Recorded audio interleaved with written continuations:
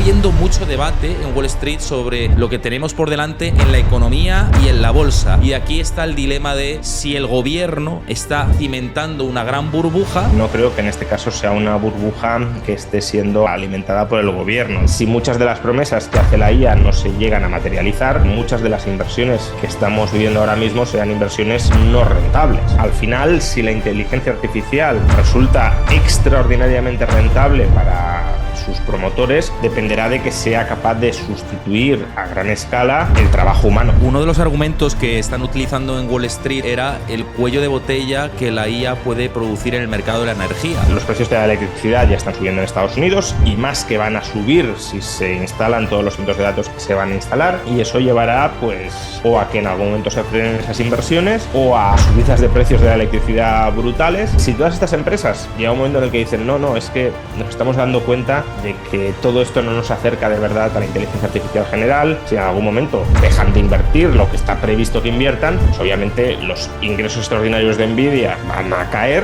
Yo creo que lo segundo es crítico.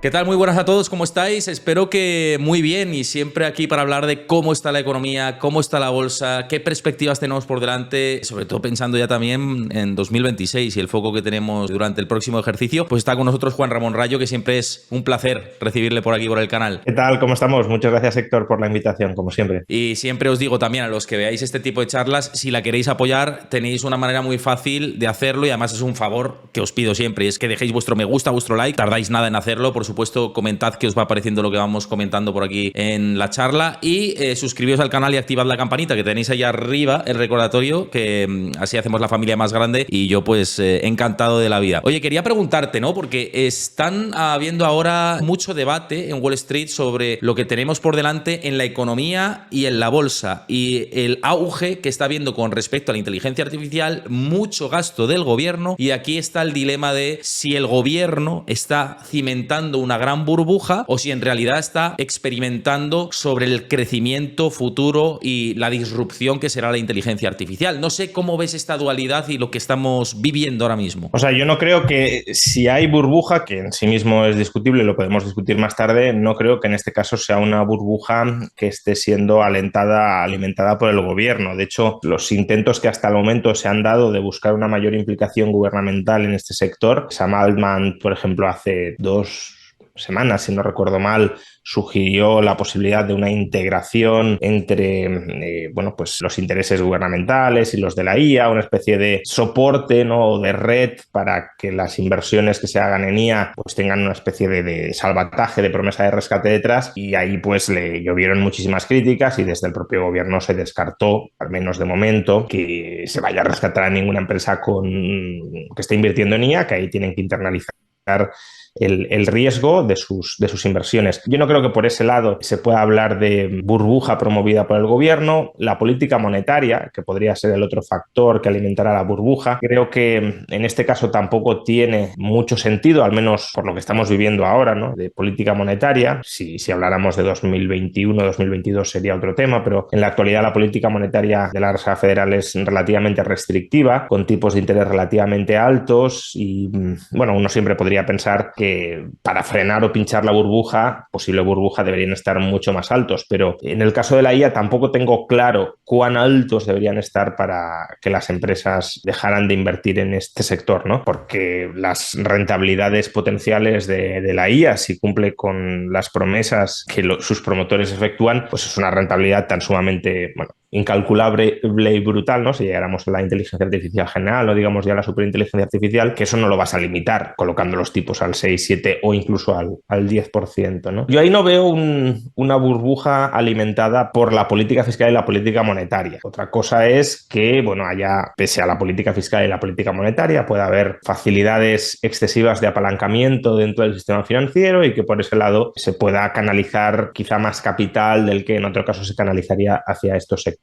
Pero yo diría que el driver principal es las expectativas sobre el futuro de la IA, y ahí sí que podemos juzgar si esas expectativas están infladas o no lo están, y es donde correspondería hablar de burbuja o no. Si muchas de las promesas que hace la IA no se llegan a materializar, pues muchas, no todas, pero muchas de las inversiones que estamos viviendo ahora mismo serán inversiones no rentables, porque son inversiones, centros de datos que se desarrollan, por un lado, para ofrecer servicio a quienes hoy ya están utilizando la IA, los modelos actuales de IA, pero aún así no son inversiones per se rentables, ¿no? OpenIA, por ejemplo, sigue perdiendo muchísimo dinero. Google o Alphabet no lo sabemos exactamente, pero por subvenciones o subsidios cruzados internos, pero previsiblemente también. Pero bueno, es verdad que son inversiones para ampliar la base de usuarios y ampliando base de usuarios, quizá en algún momento llegaran a un umbral de rentabilidad o cubrieran el umbral de rentabilidad, pero también son inversiones que se están haciendo con la expectativa de entrenar los modelos, de mejorar los modelos y de ofrecer, ya digo, modelos con mayor capacidad cognitiva, llamémoslo así, y a un menor coste, más eficientes, para, por ese lado, también incrementar el margen de rentabilidad. Entonces, yo creo que lo segundo es crítico. Lo segundo es crítico porque, al final, si la inteligencia artificial resulta extraordinariamente rentable para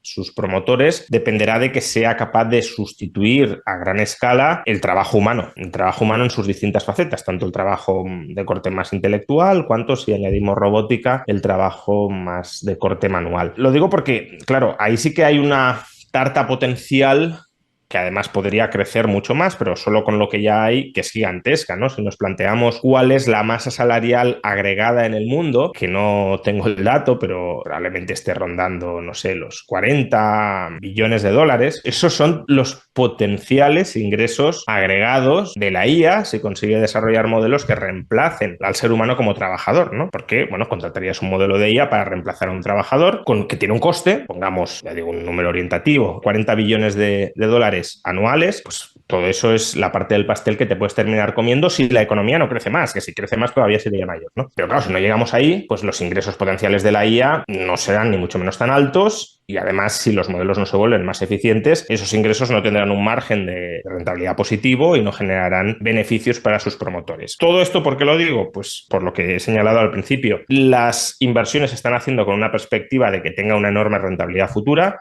No creo que sea inverosímil, aunque ahí ya son cuestiones mucho más técnicas que por supuesto se me escapan, pero no creo que sea inverosímil que esos escenarios se puedan materializar. Tampoco es que sea algo completamente seguro que vayan a suceder. Si se materializan, las inversiones que se están haciendo gigantescas tendrán pleno sentido. Si no, habrá que, en retrospectiva, hacer un write-off y reconocer pérdidas como consecuencia de inversiones que no sirven, al menos no totalmente, para lo que se llevaron a cabo. Entonces, no creo que podamos hablar de burbuja en el sentido quizá, bueno, de burbuja en mercados financieros, en el sentido habitual del término, como podía ser la burbuja de las .com, donde se nos decía, bueno, las empresas no ganan dinero, pero en algún momento futuro lo ganarán y por tanto los inversores que se posicionen en estas empresas van a obtener rentabilidades muy altas. Aquí no estamos hablando tanto de eso, sino de una industria que sí está realizando inversiones reales, está destinando CAPEX en cantidades ingentes, rondando el $500 millón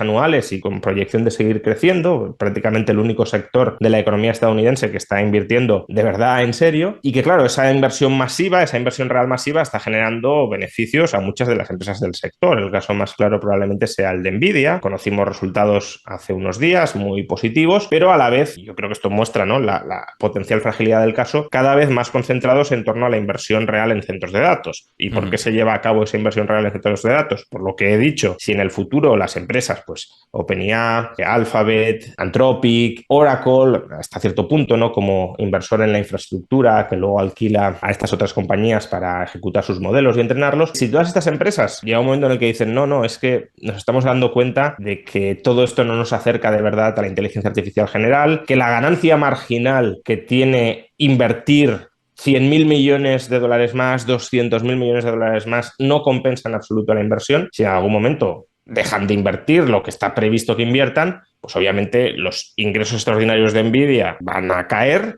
No digo que vaya a suceder, digo, en ese escenario caerían y, por tanto, sí, los beneficios enormes que tiene hoy Nvidia y que justifican unas valoraciones bursátiles que no son claramente burbujísticas, sí que tiene el PER un poco alto, pero nada del otro mundo, pues claro, lo que sucedería es que se contraerían los beneficios y ahí el PER sí se dispararía, salvo que el precio cayera en consonancia, ¿no? Entonces, bueno, creo que es un poco el panorama, ¿no? Por resumir, no creo que sea algo que venga directamente de la esfera gubernamental, es un proceso de inversión competitiva en el mercado movido por unas expectativas de rentabilidad futuras no necesariamente absurdas, descabelladas, sino posibles, muy elevadas, que están canalizando mucho capital, como es deseable si esas rentabilidades futuras se terminan cumpliendo hacia ese sector, y que en consecuencia está generando hoy por hoy ya beneficios muy grandes en aquellos proveedores o suministradores de los inputs, de las materias primas necesarias para el desarrollo de esa industria. Pero todo pende del hilo de que el ritmo de evolución y de mejoría, tanto en la calidad del servicio como en el coste del servicio, continúe creciendo casi te diría en los términos exponenciales en los que ha crecido durante los últimos 3 años. Y si eso en algún momento se verifica que no es así, que no sucede, ahí sí que podría empezar a haber problemas por corte o suspensión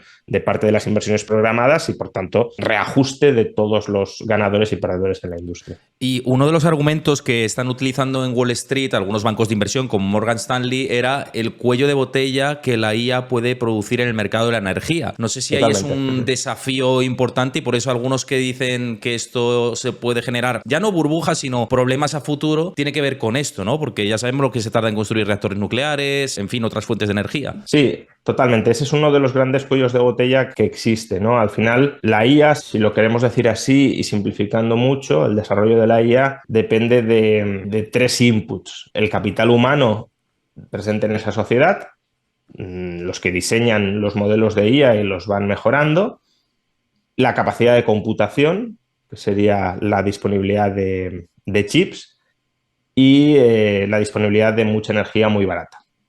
Esos son los 3 inputs fundamentales en los que se dirime bueno, y la disponibilidad de datos, ¿no? Si queremos. 4, para entrenar los modelos. Estos serían los 4 inputs fundamentales para esta carrera, ¿no? Entonces, en estos 4 inputs, China, ¿no? Porque normalmente se plantea como una competencia geopolítica y es razonable que sea así entre Estados Unidos y China por ser el primero que llega a la inteligencia artificial general. En estos 4 inputs, China tiene una cierta ventaja en el capital humano, digamos, las élites profesionales, ingenieriles de China parece que están a la par o por encima de las de Estados Unidos. De hecho, los mejores ingenieros en Estados Unidos muchas veces son de procedencia asiática y China en concreto. Entonces, ahí parece que tienen una cierta ventaja. Tienen, desde luego, una ventaja gigantesca en suministro energético. Esto, bueno, pues son apuestas que hace el Estado chino, que a algunas le salen bien y otras le salen mal. Esta le ha salido bien, porque no es que se electrificara el país pensando en el desarrollo futuro de la IA, ¿no? Se electrificó el país porque se decidió apostar por el vehículo eléctrico como industria nacional china y por tanto había que electrificarlo, y ahora de rebote le viene muy bien, sin duda, para el desarrollo de la IA. Y en la disponibilidad de datos, ahí no te sabría decir, pero imagino que están más o menos a la par. Y en chips, al menos hasta el momento, tiene ventaja Estados Unidos por las restricciones a la exportación de chips justamente que impuso Estados Unidos contra China, ¿no? Entonces, Estados Unidos tiene un problema muy grande, no digamos ya Europa, pero bueno, Europa no está en esta carrera ni mucho menos. Estados Unidos tiene un problema muy grande, un cuello de botella muy grande con la disponibilidad de energía. Porque los centros de datos consumen mucha energía, tanto para enfriarlos como para ejecutarlos, ¿no? Para mantenerlos en funcionamiento. Y no tiene tanta energía, ¿no? Básicamente, para que nos hagamos una idea, China en la última década ha incrementado la potencia eléctrica instalada dentro del país, el incremento, no la disponibilidad actual, sino el incremento en los últimos 10 años ha sido más de toda la potencia instalada que ha conseguido Estados Unidos a lo largo de toda su historia. Si las cifras no me bailan, China ha instalado algo así como 1 teravatio en los últimos 10 años y Estados Unidos tiene como 1,2, 1,3 teravatios instalados, ¿no?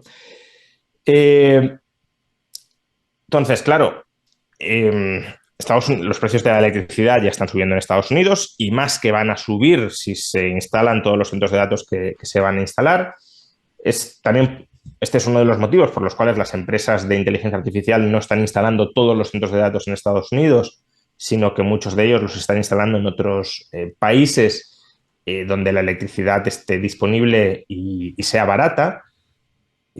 Ahí España, por ejemplo, no lo está aprovechando porque lo vimos en las noticias hace varias semanas, pero a pesar de que España en principio pueda tener una electricidad relativamente barata, la tiene cogida con alfileres totalmente porque se están denegando muchas peticiones de conexión al sistema eléctrico por parte de centros de datos que se querrían instalar, pero se les deniega la instalación porque la red eléctrica no aguantaría si se instalan todas las que se querrían instalar, ¿no? Entonces, muchas se están moviendo a Oriente Medio. También, bueno, el acuerdo, la petición, no está muy claro, pero que se hizo entre OpenAI y Argentina para instalar en la Patagonia centros de datos, aprovechando también inversiones para incrementar el suministro eléctrico. Todo eso está vinculado a esa necesidad de multiplicar la cantidad de centros de datos y del suministro eléctrico. El problema aquí también nos encontramos con cuestiones geopolíticas de nuevo, ¿no? Porque al final, claro, si tú instalas la mayor parte de los centros de datos en países que te puedan robar los modelos de IA que estás desarrollando o que puedan terminar nacionalizándolos o que puedan de alguna manera ejercer un control sobre ellos, pues estás cediendo, no es como si estuvieses hasta cierto punto desarrollando la bomba atómica no en Estados Unidos, sino fuera de Estados Unidos, con el riesgo que ello implicara que en un momento determinado te dijeran, no, esto no es lo que damos, ¿no? Pero bueno, aún así la inversión en Estados Unidos sigue y eso requiere de mucha generación eléctrica nueva que tiene pues dos problemas. Uno es que efectivamente los plazos ya de por sí son prolongados. Hay tecnologías que requieren menos tiempo, por ejemplo, la solar en 1 o 2 años se puede instalar sin mucho problema, pero efectivamente la nuclear, incluso las centrales de gas, ¿no? Que es una fuente de energía donde Estados Unidos, a resultas del fracking, justamente podría tener una ventaja muy, muy fuerte. Eso sí que requiere más tiempo, hasta una década, y el cuello de botella es muy anterior, ¿no? Es en torno a los próximos 3 o 4 años. 5 incluso. Entonces, ese es un problema que técnicamente requiere tiempo, pero es que además regulatoriamente, con todos los permisos, todas las autorizaciones, toda la burocracia interpuesta, que este es un problema que China no tiene, ¿no? China dice, oye, esto se ha de construir y, bueno, pues como es una organización muy... O sea, China está mucho más descentralizada de lo que muchas veces se piensa, pero al final, sí, si se da una directriz desde arriba, no hay... se alinean rápidamente las voluntades y se dice, bueno, pues si esto es lo que hay que hacer, vamos en esa dirección, ¿no? Si mi objetivo es ese, voy a ir en esa dirección. Entonces, en Estados Unidos no, y todos los permisos, por ejemplo, medioambientales, etcétera, retrasan mucho el despliegue, ¿no? Incluso en la solar, por ejemplo, que, como he dicho antes, la fotovoltaica podría ser el despliegue relativamente rápido, pero es una fuente de energía que requiere de mucha tierra, ¿no? Es una fuente de energía muy extensiva, no es muy eficiente en términos de densidad de producción energética. Y claro, ahí también nos encontramos con el problema o de comprar los terrenos y negociar, pues bueno, cerrar el contrato, o si estamos hablando de tierras públicas, autorizaciones para poder destinar tierras públicas a la instalación de placas en cantidades masivas fotovoltaicas. Entonces, bueno, toda esa burocracia y todos esos costes de negociación y de transacción ralentizan adicionalmente el proceso. Y es lo que, claro, al final Estados Unidos tendría que instalar, pues no sé, 2, 3 teravatios, que sería como duplicar o triplicar en pocos años toda la potencia instalada a lo largo de su historia hasta el momento. Es un reto que técnicamente ya sería complicado de superar, pero si a eso le añades toda la regulación y toda la burocracia, que hasta cierto punto, por cierto, Trump salió electo prometiendo que esto iba a poner orden en esto, que lo iba a arreglar, sí, que iba a darle un impulso a la IA pues simplificando los procesos para que se pueda generar energía de manera masiva, esto no lo estamos viendo y ya llevamos casi un año de mandato, le queda otro antes de las elecciones de medio término y a partir de ahí quizá el mandato, la legislatura entre en punto muerto si no tiene, como parece, al menos hoy por hoy que no va a tener, mayoría en las cámaras, ¿no? Entonces, por el lado de la energía sí, es complicado que acompase la inversión en centros de datos y eso llevará pues o a que en algún momento se frenen esas inversiones o a subidas de precios de la electricidad brutales. No lo sé, es un panorama que no se están poniendo las pilas y es crucial para que la inversión pueda continuar, desde luego. Oye, con este contexto que parece que seguimos con una inflación anómala por encima de los objetivos de los bancos centrales, con un panorama en el que el mercado sigue tirando bastante, pero que hay gente que tiene como cierto recelo. ¿Aquí qué tipos de inversiones se pueden acometer, ¿no? Para ese perfil de persona que diga, oye, quiero salvaguardar un poco mi patrimonio, recibir como dividendos, como la parte más defensiva, decir, oye, no me la quiero jugar, quiero seguir generando rentabilidad, pero como con más tranquilidad? Bueno, pues ahí quizás podríamos pensar si vamos a inversiones más financieras, ¿no? Sin entrar en, por ejemplo, vivienda o inmuebles. Una serían las acciones de alta calidad, ¿no? No excesivamente expuestas a la dinámica del ciclo económico, sino grandes empresas, normalmente suministradoras de bienes de consumo en una demanda muy abundante, que tenga una demanda no cíclica, ¿no? Bueno, crece un poquito cuando la economía va bien, decrece cuando la economía, un poquito cuando la economía no va bien, pero los ingresos son más o menos estables y crecientes, no de manera explosiva, pero crecientes de largo plazo, y si ya además pagan dividendo, pues bueno, para el que quiera tener un flujo de renta continuado, mejor, ¿no? Y junto a esto, tendríamos otro instrumento financiero muy cercano, que algunos incluso podrían considerar, no desde un punto de vista de estructura de derechos, desde luego, pero en cuanto a lógica o función económica para el inversor equivalentes, que serían los bonos de empresas igualmente solventes que abonen un tipo de interés que cubra la inflación y que, por tanto, también proporcione un flujo de ingresos continuado al margen de la coyuntura que siga el ciclo económico, ¿no? También podríamos meter ahí quizá deuda pública de gobiernos, claro, no de gobiernos que actúen como suministradores de, si lo queremos, de bonos que desempeñan casi el papel de reserva global, porque ahí el tipo de interés suele ser mucho más bajo, sino de gobiernos, la posición en la que podía estar quizá España hace una década, es decir, gobiernos que no tienen ni mucho menos por qué quebrar, pero sobre los que sí hay cierta duda relativa, ¿no? Hay una prima de riesgo más alta que los bonos de gobiernos ultraseguros y que ya pueden estar proporcionando, pues, no sé, tipos de interés del 6, del 7%, sí, aproximadamente, que también te cubren la inflación, asumiendo, por supuesto, algo más de riesgo, pero no un riesgo extraordinario, no vemos quiebras gubernamentales todos los días a todas horas, y que pues también te proporciona ese flujo de ingresos más o menos periódico.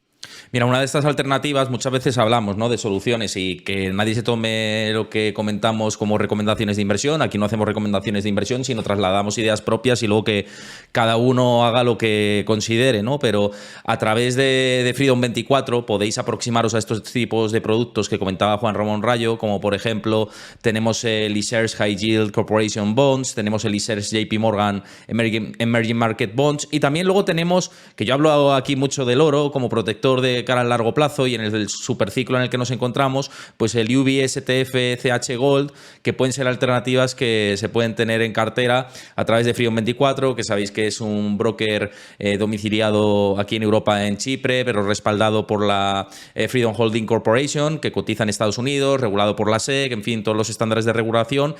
Siempre hemos utilizado esta plataforma en directo y aquí de manera transparente tanto Juan Ramón Rayo como yo, y lo podéis podéis aproximaros a este tipo de productos y 3.600 ETFs más, pinchando en el link en la descripción del vídeo, en el comentario fijado, también en el vídeo que suba Juan Ramón Rayo a su canal de YouTube, para que os hagáis clientes, que además ahora tenéis la Welcome Promo, que en función a la aportación que hagáis en este tipo de productos y en otros, pues os regalan acciones de regalo, ¿no? Pero en fin, este tipo de ETFs, ¿no, Juan Ramón? Es lo que hablábamos, ¿no? Son posibles, ¿no? Para incorporar en cartera con este perfil. Sí, a ver, ahí ya depende mucho de las necesidades financieras que tenga cada cual. Desde luego, un perfil de inversión más agresivo, pues a lo mejor buscar otro tipo de activos, pero para un perfil de inversor, no diré ultraconservador ni muchísimo menos, pero bueno, que no quiera estar expuesto a la volatilidad propia del ciclo, aunque, por ejemplo, los bonos de países emergentes también responden mucho al ciclo, al menos ya digo en el corto plazo. Quiero decir, si los mantienes hasta vencimiento, obviamente no, pero si su valor de mercado sí está expuesto a las fluctuaciones del ciclo. Pero bueno, si no quieres como jugarte buena parte de tu patrimonio a la carta, no sé, de la IA, ¿no? Una inversión sectorial que puede ir extraordinariamente bien o puede no ir en absoluto, y te planteas una visión más diversificada, pues eso, o te vas a un ETF global en bolsa que tenga un poquito de todos los sectores, pero que aún así tenderá a mostrar en el corto o medio plazo una volatilidad mayor que la inversión en bonos. A largo plazo no está tan claro, ¿eh? Pero a corto o medio plazo sí. O te vas ya a bonos corporativos o a bonos de emergentes que pagan un tipo de interés algo superior a lo que podrían ser activos libre de riesgo o cuasi libre de riesgo, con una menor volatilidad a corto o medio plazo que la bolsa, y no digamos ya que una inversión en ETFs más sectorializada hacia, pues no sé, la IA o cualquier otra industria que uno piense que puede tener un futuro esplendoroso y quizá no lo tenga. Bueno, pues tenéis ahí esas ideas que trasladamos, insisto, lo tenéis en la caja de comentarios y en la descripción del vídeo, que para poder haceros clientes y aprovecharos además de la promoción. Ahora que estamos en campaña de Black Friday y demás, pues bueno, aquí llevamos con la promoción activa un tiempo y creo que os va a interesar. Así que, en fin, echadle un ojo. Oye, te quería preguntar así de manera rápida, porque la última vez que estuviste también en el canal hablábamos de que Argentina estaba a punto de tener sus próximas elecciones, que lo tenía complicado, y aquí argumentabas que era francamente difícil, ¿no?, el panorama que tenía, pero hablo de Javier Milei, pero ahora parece que después de las elecciones se despejó mucho el camino, resultados realmente positivos. No sé qué panorama ves ahora, qué perspectivas manejas, ¿no?, para Argentina después del resultado electoral. Hombre, obviamente mucho mejor que entonces, ¿no? O sea, si dije que el panorama era complicado es porque las perspectivas electorales, al menos las que se desprendían de las encuestas y, bueno, aparentemente también del propio clima que desprendía el gobierno, es decir, no sé si el gobierno por prudencia había bajado mucho las expectativas electorales, pero casi venían a decir que se conformaban con un empate, y al final obtuvieron una victoria muy contundente en las elecciones. Y eso cambia mucho el panorama. No es una cuestión de decir, bueno, es que te gusta más este partido o el otro y estás exagerando la influencia que puede tener una victoria electoral sobre la economía, ¿no? Eso podría ser un argumento en el caso de España, ¿no? Al final, ¿cuánto va a cambiar la economía española si en lugar de gobernar el PSOE gobierna el PP? Pues probablemente muy poco, a menos que entre también Vox y por lo que sea se le presione para que adopte unas políticas económicas buenas o malas, ¿no? Que según el día Vox defiende una cosa o la otra. Pero en principio sí, una mayoría absoluta del PSOE o una mayoría absoluta del PP en España no cambia mucho las cosas del comportamiento económico. No puedes decir, no, es que con el PSOE las perspectivas son calamitosas y en cambio con el PP son extraordinarias. No, sería absurdo.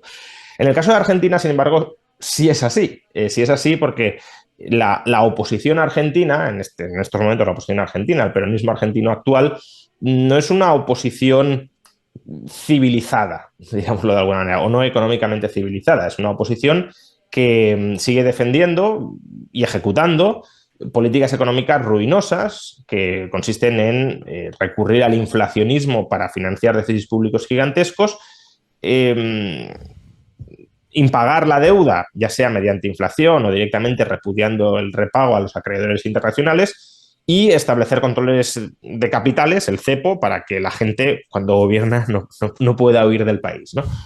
O sus capitales no puedan huir del país. Entonces, ese programa, que es un programa fallido, que además fue estrepitosamente fallido hasta el año 2023, cuando a finales gana Milei para darle la vuelta al panorama, lo sigue reivindicando hoy la oposición. O sea, sigue siendo su programa de gobierno. Entonces, claro, la perspectiva de que eso pueda regresar, ya no quizá desde la presidencia, porque Milei en principio tenía que terminar el mandato, aunque ni siquiera eso estaba claro, sino desde el Congreso, que el Congreso apruebe, como ya venía aprobando antes de las elecciones, subidas muy fuertes del gasto público para romper el equilibrio presupuestario, volver a generar déficit, volver a generar inflación e imponer indirectamente al gobierno que restablezca el cepo, pues todo eso generaba un panorama muy preocupante. No digamos ya así, como decía, parecía, ¿no? Se estaban organizando ciertos sectores de la oposición para, en caso de que Milei obtuviese un muy mal resultado electoral, se hablaba de la posibilidad de que su partido lograra menos del 30% de los votos, al final obtuvo más del 40%, pero se hablaba de la posibilidad de menos del 30%,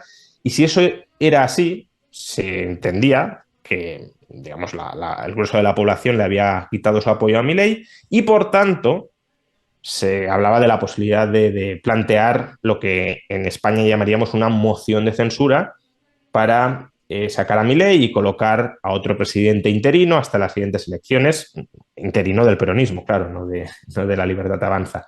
Esto además era casi un golpe de Estado, porque en España es perfectamente lícito plantear una moción de censura si te dan los números y reemplazar al gobierno, ahí no hay, al presidente del gobierno, ahí no hay problema.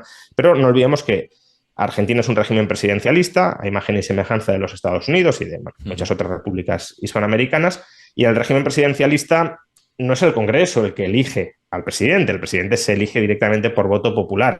El Congreso solo puede tumbar al presidente a través de lo que se llama un juicio político, es decir, un impeachment por inhabilitación objetiva para el cargo. Y esto no es lo que sucedía. Aquí decían, si nos dan los números, nos vamos a inventar que Milei ya no está apto para seguir gobernando y lo vamos a echar, ¿no? Entonces eso era en realidad un protogolpe de Estado porque estaban torciendo la literalidad de la Constitución para conquistar el poder. Afortunadamente nada de esto ha pasado, pero no era tan inverosímil que sucediera. El peronismo, de hecho, estaba muy convencido de que podía suceder y el panorama se ha despejado mucho. Y ya no es una cuestión de preferencias personales, es que lo vemos en los mercados financieros. Después de la victoria de Milei, la prima de riesgo se hundió hasta casi el mínimo de todo el mandato de Milei. La bolsa argentina regresó a máximos de toda la legislatura de Milei cuando casi el mes antes había caído a los niveles previos a la victoria de Milei. Entonces, hay mucha más confianza en el horizonte. También tenemos indicadores adelantados que nos muestran que está regresando el optimismo, por ejemplo, entre los consumidores, entre las empresas que abastecen a los consumidores, ¿no? Entre los minoristas que venden a los consumidores. Indicadores que muestran el regreso del crédito, que se había paralizado en los meses anteriores. También una caída muy fuerte de los tipos de interés. Los tipos de interés antes de las elecciones que ganó Milei habían llegado a estar por encima del 100% anual, que sí, con una inflación del 30% no es equiparable a lo que tenemos aquí, pero aún así sigue siendo un tipo de interés real altísimo. Y ahora están en el 30%, es decir, casi el tipo de interés real es cero o negativo. Entonces, todo eso, claro, facilita mucho el acceso al crédito, a la financiación, a compras a crédito que eran imposibles con el peronismo, ¿no? Me compro una casa con una hipoteca, todo eso que nosotros lo normalizamos en Argentina no existía durante la legislatura anterior peronista, o me compro una bicicleta a crédito, o me compro un automóvil a crédito, todo eso no era viable. Entonces estamos viendo un cierto boom de ese tipo de consumo de bienes duraderos, que se había parado en los meses anteriores y ahora está volviendo. Además han bajado los tipos de interés sin que el dólar se haya disparado, que es lo que parecía que no podía suceder, ¿no? Había como un trade-off entre si bajas los tipos se te dispara el dólar porque la gente no quiere estar en pesos, y si subes los tipos atas el dólar pero a costa de machacar la economía. Y claro, si no atas el dólar se te va la inflación. Entonces, claro, antes de las elecciones, como consecuencia de la caída de la demanda, de la huida de los activos denominados en pesos, bueno, activos argentinos en general, por el riesgo de que el peronismo regresara al poder, pues todo el panorama era complicadísimo. con la victoria de Milei, y no solo porque le den los números, sino porque parece que la población argentina sigue comprometida con este proyecto reformista liberalizador, que no va a ser una cosa de 2 años, sino como poco de 4 y ojalá de algunos años más, y por tanto se da una perspectiva de largo plazo, se abren las puertas a que se invierta a largo plazo en Argentina, aunque el riesgo dentro de 2 años sigue estando ahí, ¿no? La posibilidad de que el peronismo regrese al poder. Bueno, pues todo eso yo creo que despeja mucho más el panorama y que hay razones para ser mucho más optimista que antes de las elecciones. Y de nuevo, ya no es algo que diga yo, sino que es lo que están diciendo los mercados financieros, al menos hoy por hoy. Así es, la estabilización macroeconómica parece que la normalización macroeconómica está volviendo al país, ¿no? O sea, eso, si uno ve, pues, aunque sean los titulares, ¿no? Que no digo que sea el indicador más fiable, pero si uno ve los titulares de prensa en Argentina antes de las elecciones, todos los días eran titulares de sustos, de miedos, de incertidumbre, de volatilidad en variables macroeconómicas básicas. Hoy no, hoy la economía se ha vuelto hasta cierto punto aburrida en Argentina, no copa en general, no digo ningún día, pero en general los titulares de los medios de comunicación, y eso desde luego es una señal de normalización y una buena noticia. Veremos a ver cómo sigue evolucionando, ¿no? Porque esto va a tener bastante todavía por recorrer, ¿no? Y seguiremos comentando por aquí. Sin duda, aún queda, no está ni mucho menos la batalla ganada, pero bueno, la piedra en el camino más importante durante estos 2 próximos años yo creo que se ha superado con cierto éxito y eso facilita las cosas. Te quería preguntar, como siempre abordamos por aquí, el mercado de la vivienda, que sigue tensándose, sigue subiendo. Cuando pensaba mucha gente que, bueno, ¿dónde está el límite? Pues el límite no está, como hemos comentado por aquí muchas veces, y conocimos la noticia estas últimas semanas de que el precio de la vivienda supera ya el máximo histórico, en términos nominales, hay que decir, del 2008, con una subida del 12% al 12% en el tercer trimestre. Claro, es lo que hemos hablado muchas veces, ¿no? De que todo esto, si nada cambia, va a seguir con un ritmo muy fuerte, porque la demanda es alta, cada vez hay más demandantes porque entra inmigración también, como hemos dicho, y la oferta es bastante inelástica en ese sentido. Es complicado, ¿no?, ver que esto se frene. Sí, la oferta es inelástica, sobre todo porque el gobierno la vuelve inelástica. Bueno, los gobiernos, no solo el gobierno central. También hay problemas de mercado, de suministro de mano de obra, de materiales, pero claro, la regulación destroza enormemente la capacidad de aumentar la oferta en el sector, como antes sucedía, lo hemos mencionado, en el sector eléctrico estadounidense.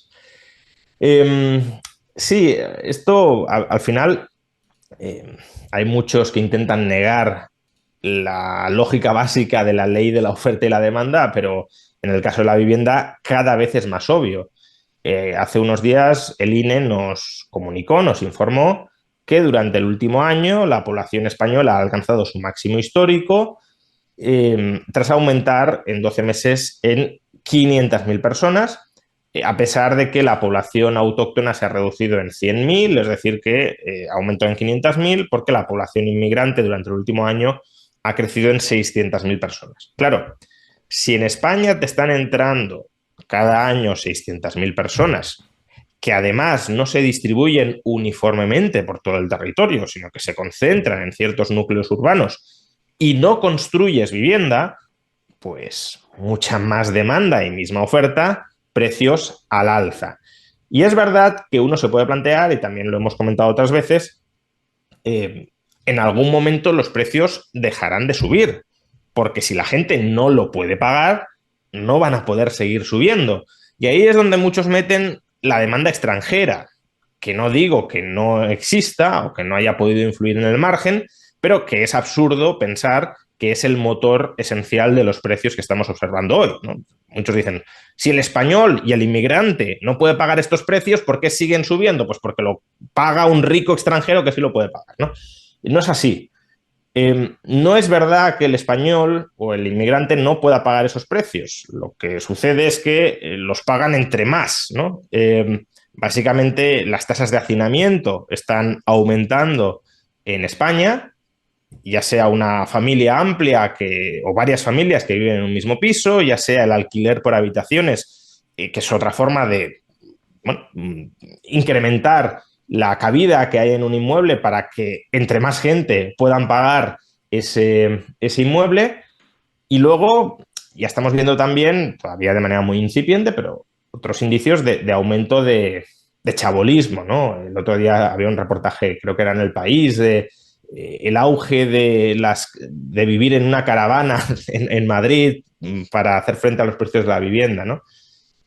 Claro, todo eso son fenómenos que se ven cuando metes a mucha gente en un mismo sitio y no hay suficiente vivienda. Quiero decir, si uno lee textos históricos del proceso de migración del campo a la ciudad, pues es eso.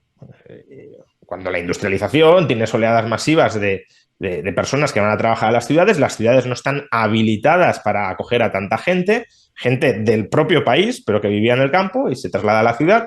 ¿Y qué sucede? Pues que tienes el auge de los suburbios en condiciones pues, de chabolismo y hacinamiento. Y ahora está pasando lo mismo, con la diferencia de que en retrospectiva decimos, bueno, ahora somos mucho más ricos, tenemos tecnologías mucho más avanzadas que nos deberían permitirnos construir mucha más vivienda de mucha más calidad para contrarrestar estos fenómenos de hacinamiento y chabolismo que son propios de la historia cuando ha habido concentraciones muy rápidas de población. Y no sucede. No sucede ¿por qué? Pues porque el gobierno o los gobiernos lo impiden o encarecen mucho, que al final es lo mismo, el proceso de construcción de nueva vivienda, en parte por un cierto trauma colectivo que tenemos con la burbuja y con la construcción masiva de inmuebles, en parte porque se protege un electorado que es rentista de los inmuebles, de la vivienda, pues personas jubiladas que en su momento compraron una segunda vivienda o que tienen una plaza de garaje o que tienen un trastero o que tienen un local y todo eso les genera rentas inmobiliarias y plusvalías por la revalorización de sus inmuebles y se quiere cuidar a ese electorado. En parte por incapacidad política, porque puede haber políticos que quieran facilitar la construcción pero no sepan cómo hacerlo. En parte también por demagogia y por populismo y por voluntad de generar redes clientelares, no solucionando el problema de fondo, sino cronificándolo. Bueno, yo creo que hay una mezcla de muchos motivos que llevan a que no se esté facilitando la construcción ni privada ni pública de vivienda y, por tanto, claro, demanda explosiva, que además los políticos que más se oponen a construir son los que más se oponen a restringir esa entrada masiva de inmigrantes, lo cual es descabellado, es absurdo. O sea, yo soy relativamente aperturista en materia migratoria, pero claro, si tienes un problema de vivienda, pues lo que tendrás que hacer es o no permitir que entre tanta gente o, idealmente, que es lo que yo propongo, que se facilite mucho más la construcción de vivienda. Lo que no tiene absolutamente ninguna lógica es, no, que entre todo el mundo, pero no vamos a construir más vivienda. Pero entonces estás maltratando con una externalidad negativa a la población local, pero es que a la población que entra también la estás haciendo vivir en condiciones que ellos mismos calificarían como indignas. Entonces, ¿cuál es la lógica de potenciar, de facilitar la entrada de tanta gente cada año y al mismo tiempo atar en corto, restringir, limitar, constreñir enormemente la construcción de nueva vivienda? Es descabellado y el síntoma de esa política de vivienda completamente loca que tenemos en España es que los precios se disparan. Pero eso, insisto, no es la causa del problema, es el síntoma del problema. Y mientras sigamos confundiendo causas con síntomas, mientras nos quedemos en la superficie y digamos, hay que poner límites al precio, ese es el problema. No. Esa es la exteriorización del problema. La causa profunda es que hay mucha demanda con una oferta, mucha y creciente demanda con una oferta rígida. Y mientras no solventes eso o reduciendo la demanda, es decir, impidiendo que entre gente, básicamente, o ampliando la oferta, el problema va a seguir ahí y cada vez se va a ir agravando por otras vías. A lo mejor deja de subir el precio, pero se deteriora la calidad y las condiciones de vida en las viviendas. Entonces, ¿qué pensaremos? ¿Que se ha solucionado el problema? No. El problema estará ahí, pero se manifestará de otra manera. Sí, la gente no va a tener un inmueble en el que va a poder vivir, básicamente. Van a, lo que dices tú. O lo va a tener, pero en condiciones cada vez peores. Claro. Por lo que decía, hacinarse. Claro. O construir con estándares malísimos, o bueno, directamente no viviendas, sino caravanas y cosas de estas, No, ya tiene dónde vivir, ya. Sí, Los pero precios ya han dejado de subir, no. A ver, lo que has destruido es la calidad del servicio de vivienda que tenías para tener un techo, básicamente. es que ya solo por terminar y muy rápidamente, el foco se sigue poniendo no en el problema, se sigue instando a la prohibición, al especulador y el gobierno. Veíamos, como comparte por aquí el Economista, que quiere poner fin al fraude del alquiler de habitaciones y limitará los precios y regulará el arrendamiento de temporada. Claro, esto es lo que estabas argumentando ahora. No Claro, soluciona a el ver, problema de fondo. ¿a mí me gusta el alquiler por habitaciones? En términos generales, no. Es decir, puede ser una solución para cierto tipo de inquilino durante muy poco tiempo. Estoy pensando en estudiantes, por ejemplo, pero en términos generales, como modelo de vivienda para una sociedad, me parece profundamente disfuncional. Porque no permite pues, constituir un hogar, básicamente. Si tu hogar es una habitación al lado de otras habitaciones, ya digo, en condiciones de hacinamiento con otras familias, etcétera, pues creo que nadie va a decir que eso es al menos ideal en términos generales, ¿no? Si alguien se quiere montar una especie de comuna en un piso, etcétera, ya sería otro tema. Pero en términos generales, sí, como modelo por defecto para una sociedad, completamente indeseable. Ahora, si es la única salida que estás dejando a un problema que tú estás causando, si no dejas ni siquiera esa salida, pues todavía agravarás más el problema. Es decir, el auge del alquiler por habitaciones no es por una elección del consumidor ni por un ejercicio de poder de mercado de un controlador monopolista del mercado de la vivienda. Es una consecuencia de que estás aumentando mucho la demanda de vivienda sin que aumente la oferta. Y por tanto, se busca la solución menos mala dado ese problema. Si tú impides esa solución menos mala, porque como dices, es mala, pues la prohibimos, ¿vale? Es mala, pero ¿qué alternativa hay? Si no ofreces ninguna alternativa, pues entonces irás a soluciones peores. Y esa es la política de vivienda esencialmente de este gobierno durante los últimos años. Ir limitando, restringiendo o prohibiendo lo que es malo y abocando a la sociedad a algo peor. En lugar de lograr que desaparezca lo malo, los altos precios del alquiler, por ejemplo, aumentando la oferta, lo que dices es, no voy a aumentar la oferta, pero como no me gusta que los precios del alquiler sean altos, los voy a prohibir. Pues entonces te vas a alquiler por habitaciones o te vas a alquiler por temporada en condiciones de menor protección para el inquilino o directamente te vas a que no te puedes emancipar porque no hay pisos en alquiler. En lugar de decir, me voy a cargar el alquiler alto, ya digo, construyendo más vivienda y, por tanto, ofreciendo más opciones más baratas a los inquilinos. Y Lo luego, mismo Juan, con... estadística que puede salir del sistema, ¿no? Porque puede haber más alquileres en B con ese tipo de políticas, ¿no? Sí, y no solo eso, ¿no? Muchas veces cuando hablamos de... se han constituido 600.000 nuevos hogares y la oferta de vivienda solo ha aumentado en 100.000. Claro, esa estadística es de los hogares que se han creado, pero no de los que se querrían crear y no se llegan a crear. Claro. Una persona que sigue viviendo con sus padres porque no se puede emancipar es un hogar potencial que no se crea, que no sale en las estadísticas, pero que igualmente presiona la demanda de vivienda. ¿Por qué? Porque si el precio baja un poco, esa persona te dirá, ahora sí que quiero comprar. Entonces, claro, si hay mucha demanda potencial reprimida, no vas a conseguir que baje el precio, porque a poco que baje, todos esos van a salir y te van a decir, yo quiero vivienda. Eso solo lo lograrás con una oferta lo suficientemente amplia para que todos los que están ahora mismo queriendo emanciparse y no pueden, lo puedan hacer y aún así no se agote rápidamente el stock de vivienda disponible, ¿no? Entonces, claro, es una política de vivienda, ya digo, disparatada, que persigue los síntomas, además sin ningún criterio, persiguiendo síntomas que no les gustan, aun cuando estén generando consecuencias peores, para luego prohibir esas consecuencias peores, abocando a otros efectos todavía peores, que en última instancia, digo, se materializan en hacinamiento, chabolismo o, si lo queremos, no emancipación. Que los hijos sigan viviendo indefinidamente con sus padres, que también hasta cierto punto no deja de ser una especie de hacinamiento, ¿no? No un hacinamiento como lo de meter a varias familias en un mismo inmueble, pero bueno, serían dos hogares distintos que no llegan a separarse porque la política de vivienda del gobierno no lo permite. Pues veremos a ver cómo evoluciona todo esto.